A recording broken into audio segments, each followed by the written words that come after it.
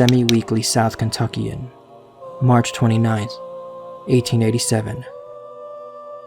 In the northern part of Bucksville-Logan County, in an area known for its mountainous terrain and thick forest, there are reports of a haunted cabin belonging to a Mr. Glidewell. While many haunting accounts occur in areas that are in a state of disrepair or completely abandoned, this spiritual entity has chosen one of the most picturesque places in the county. And despite the efforts to dislodge it, it stubbornly remains. Outsiders hearing the stories are quick to provide reasons to dismiss the accounts, but neighbors of Glidewell are terrified. You see, this ghost has been increasing the area it haunts within the house. At first it remained upstairs.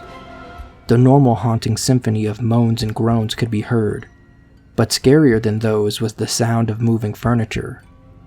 This ghost, or ghosts, were able to, and regularly did, drag and rearrange the furniture of the upstairs rooms. This meant the ghosts were able to manipulate even heavy objects and might be able to offer personal violence to any person that would attempt to stop them. The ghost also pulled sheets off of beds and ripped up carpets. On one occasion, a room that was locked closed and wasn't used for years had a fire burning in it. Glidewell insisted he did not start the fire, and being that the room was locked, no one else would have access to it. The Glidewell family woke up one night to the sound of a violin playing, coming from the same locked room that had the fire. But everyone was too afraid to confront the spirit. It was decided that someone would run out and get the neighbors over, either to help or at least witness the happenings. At the mention of getting the neighbors, the sounds stopped. When the neighbors arrived, a group cautiously entered the room, but no evidence of a ghost could be found. On the following night, 3 boys from the neighborhood agreed to keep watch of the house in an attempt to get to the bottom of these hauntings. Everything was quiet until an old clock in the family room struck midnight. After the clock finished counting the hours, a sound could be heard. It started low and fragmented. If the clock hadn't just sounded, our boys might have missed it in their tired states. It was laughing. The laughing grew louder and more maniacal. The boys were too scared to move. The sound appeared to come from multiple places. One of those places was a closet. One of the boys, being at least a little braver than the others, grabbed a candle and approached the closet. He slowly opened it, but before he could get a good look inside the closet, his candle was blown out, and he was overwhelmed by water that appeared to come out of thin air. All at once, the maniacal laughter started up again.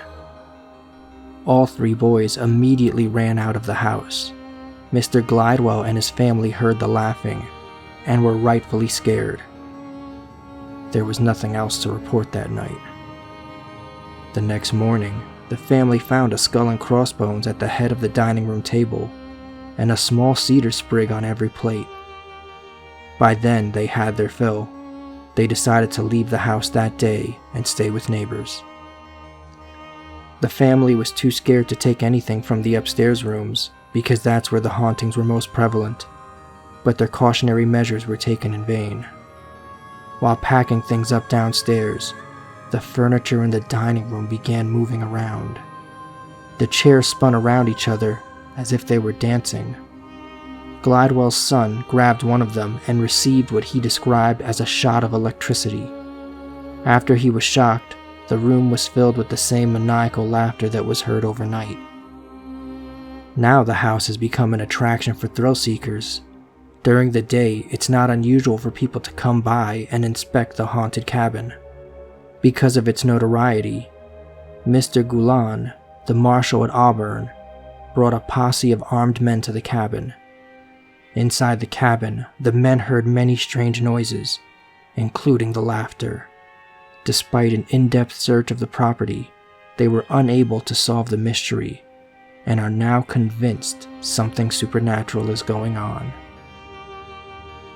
With many ordinary explanations of the events being dismissed, people have begun seeking extraordinary explanations. The most prevalent right now is the cabin is haunted by the ghost of a man that drowned in the creek that runs near the house and who was buried underneath where the cabin now stands.